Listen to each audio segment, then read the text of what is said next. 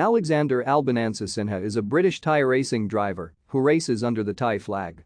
He is the current reserve and development driver for Red Bull Racing in Formula One, having raced for the team from the middle of the 2019 season to the end of the 2020 season.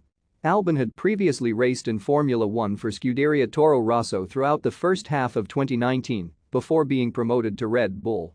He was replaced as a race driver by Sergio Pérez at Red Bull for the 2021 season.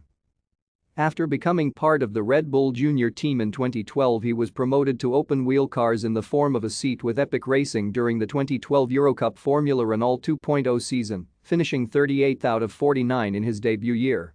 He stayed in Formula Renault 2.0 for 2 more seasons, having secured a seat with KTR, finishing 16th in the 2013 championship and 3rd in 2014 championship.